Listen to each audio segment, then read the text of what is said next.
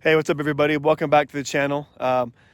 If you're new here for the first time, thanks for joining us. My goal with each video is to provide some level of value to you guys. So if you find some value, even if it's some small value, please consider subscribing and liking to support the channel, and also so you can see my next video when I'll drop some more little nuggets of things to think about as you're purchasing or building up a heavy duty truck. So this video is going to be about wheels. I did a huge deep dive recently into wheels as I've been wanting to upgrade my truck from my current stock 20s to something that's a bit more off-road worthy, meaning a 17-inch was what I was shooting for, just to get some more sidewall. So a bit of a background.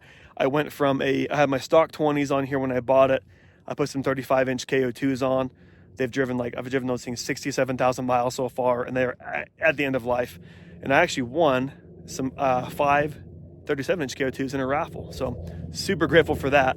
But we'll do a tire deep dive as well a bit later, because these are a bit of the Achilles heel of my build, actually. And I'll tell you about that more in my next video.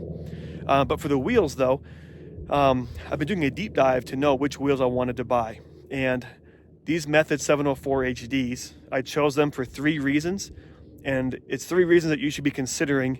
Even if you ultimately choose a different wheel, you'll want to know of these 3 reasons, just to help pick the right tire or the right wheel for your build. So let me go ahead and show you guys these wheels real quick and tell you about what's special about these Method 704 HDs. So before I get into the specifics about this wheel, all the specs and things that really drew me to it, let me show you guys just some up close shots, some sexy B-roll shots of the wheel itself, because when I was looking and researching, I really wanted to see a video just like this, just to see it up close. Because as I was looking at wheels, sometimes I'd find one that I thought I liked and that I thought was going to work, and I'd see it in person, like in a parking lot or whatever, and then I just didn't like it that much. Like the finish didn't look very well put down. It had a bit of an orange peel to the paint or whatever, I just wanted to see some up close sexy shots of these wheels. So here you go. Nice clean lines. The powder coating is flawless on these things. It's really well done. Very even, very smooth. Just Method did a great job on these wheels. I wanted just functionality for off-roading and a nice clean simple look that almost you wouldn't even be noticed, and Method delivered that completely with these wheels. Now let's get to the specs of these things. I'll show on the screen here just a few examples, and this isn't to badmouth these wheel companies by any means, because this is the standard. Even the Method 704 standard version, it's a 3,600 pound load rating. And these wheels here I'm putting on the screen, if you notice as I kind of scroll down, then the load ratings range from 3,500 to 3,700 pounds. And that's just standard load rating. That's factory load rating. So nothing's wrong with it by any means. But some people overload their trucks and hit the trails hard and all that stuff. These wheels here have a 4,500 pound load rating. So I like that about them. I don't even load my truck up that heavy, to be honest with you, but they were only like $100 more. I think it's like $389 per wheel for a 4,500 pound load rating, which to me, that's just a phenomenal bargain. Not that much more than the standard load rating. And so, of course, I went for that, because that's a minimal price to have just a way overbuilt wheel. And honestly, what actually kind of got me cued into looking at load ratings more than just like looking for a design that was kind of clean and simple that appealed to me, it was I saw a video on Instagram of it was a Ford off-roading, and his tire was kind of pinched. He's going up a hill. His tire was pinched between some rocks, and he accelerated, and the axle turned and the wheel didn't, and it just all of his spokes just sheared off, and he's just spinning. The truck kind of dropped down a little bit, and he's in a pickle on that type of terrain. Now he's just fully missing a wheel, basically. So that kind of cued me to realizing, like, man, I should actually really look at load ratings as I'm looking at wheels, because they're obviously not all created to a proper spec. And I did see some in my search where it was like a 2,600 pound load rating on a truck that's, the bolt pattern fits the Ram, yet it's a 2,600 pound load rating. That's so small. And so that made me kind of get into more looking at load ratings. And then when I found these 704 HDs with a huge load rating, obviously it was very appealing to me as well. So anyways, that's the first thing. The first thing of the three that appealed me to it was the load rating. Let's talk now about the other two things. So the next thing was this overall diameter. So it's 17, those are everywhere. 9 inches wide, also, those are everywhere.